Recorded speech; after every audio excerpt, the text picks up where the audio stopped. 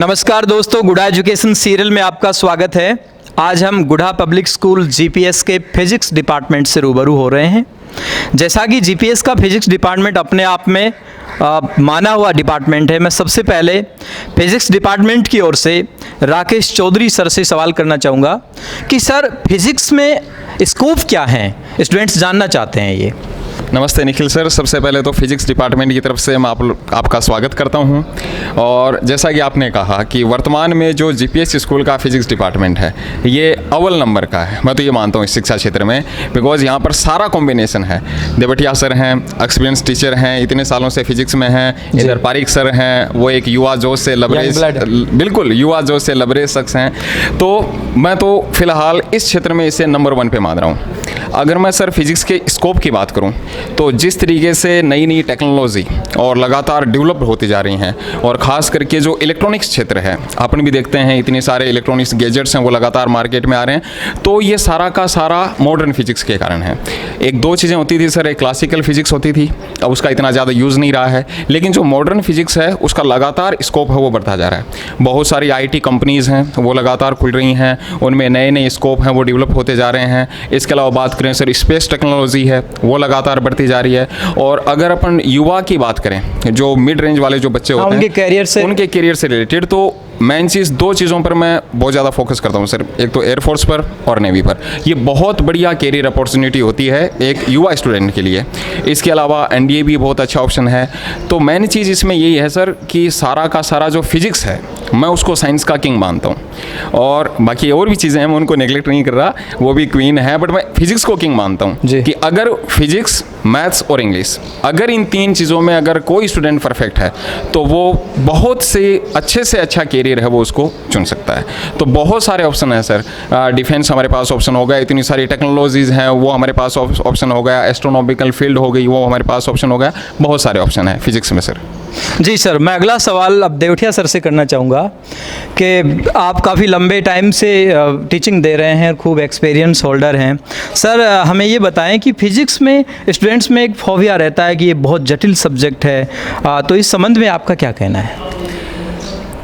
देखिए, आज के ज़माने में जब किसी चीज़ का इंटरेस्ट हट जाता है, अपना भी इंटरेस्ट यदि हट गया तो वो अपने आप में एक फोबिया बन गया। अब फिज़िक्स की बात करें हम, यदि फिज़िक्स से फोबिया होता जी तो ये सब्जेक्ट ही नहीं होता, फिर तो जी इतना डेवलपमेंट ही नहीं होता, इतना विकास ही नहीं होता। लेकिन जो कुछ मान रहे हैं कि ये फोबिया है या हार्ड सब्जेक्ट है, जटिल सब्जेक्ट है, ऐसा कुछ नहीं है। यदि हम इसको सही ढंग से पढ़ें, ठीक, एक प्रैक्टिकली तौर पर यदि इसको हम पढ़ें तो ये बहुत आसान सब्जेक्ट हो जाता है। रही बात, अब फिजिक्स में मैथ का समावेश भी होता है, मैथ भी आती है, केमिस्ट्री भी आती है, बायो का पार्ट भी होता है। मतलब फिजिक्स में हर सब्जेक्ट का कुछ ना कुछ अंश ज़रूर मिलेगा। अब उसके लिए बच्चे को अदर सब्जेक्ट का यदि थोड़ा बहुत नॉलेज हो तो वो थोड़ा सिंपल बन जाता है। अब बायो के स्टूडेंट हैं तो उनको थोड़ा सा जटिल लगता है फिजिक्स, क्योंकि उसमें मैथ की उनकी वीकनेस आ जाती है, मैथ कमज़ोर होती है उनकी जी। तो कैलकुलेशन पार्ट को यदि हम छोड़ दें एक बार और बाकी चीज़ को यदि हम प्रैक्टिकल तौर पर पढ़ें तो ये आसान विषय हो जाता है। अब जैसे हम क्लास में मैं पढ़ाता हूँ या सर पढ़ाते हैं, तो इसमें ये क्या होता है कि ये जो भी टॉपिक हम ले रहे हैं, पहले तो हम ये बताएं कि उस टॉपिक का अपने दैनिक जीवन में महत्व क्या है। अब जैसे ऑप्टिक्स की बात करें तो ऑप्टिक्स में जैसे लेंस आते हैं, दर्पण आते हैं, यदि उन चीज़ों को हम प्रैक्टिकली तौर पर एक बार दिखा दें बच्चों को तो वो बहुत आसान हो जाते हैं। इलेक्ट्रॉनिक्स आती है तो इलेक्ट्रॉनिक्स में करंट के बारे में ये पहले तो हम उसकी दैनिक जीवन में उपयोग बताएं कि दैनिक जीवन में किस तरीके से काम आती है, किस तरीके से चल रहा है। अब हम जैसे वार्तालाप करें, संचार का माध्यम है, कम्युनिकेशन है, तो कम्युनिकेशन के बारे में हम बताएं कि कैसे इसमें वेव्स जा रही हैं, कैसे आ रही हैं, तो वो एक सिंपल सब्जेक्ट बन जाएगा। जी जी। यदि हम उसको रटने पर लगे रहें जी, कैलकुलेशन को रटें, ये ए बी बच्चे यूँ करते रहते हैं, तो वो फिर एक फोबिया सा ही बन जाता है। कहने का मतलब है कि प्रैक्टिकल ओरिएंटेड होना चाहिए, प्रैक्टिकल ओरिएंटेड होना चाहिए सर, तभी ये मतलब इसमें रुचिकर सब्जेक्ट बन पाता है। मेन फिजिक्स में ये है कि उसकी जानकारी होनी चाहिए कि हम पढ़ क्या रहे हैं, ये टॉपिक पढ़ रहे हैं तो अपना इसमें दैनिक जीवन में इस टॉपिक का क्या उपयोग है, या ये टॉपिक अपने दैनिक जीवन में कहाँ काम आ रहा है। जी, प्रैक्टिकल लाइफ से कहाँ मेन चीज़ वो है। आज हर जो भी हम भारत जो भी देख रहे हैं उसमें हर एक चीज़ में, हर एक वस्तु के अंदर कहीं ना कहीं फिजिक्स लगी हुई है। बिल्कुल।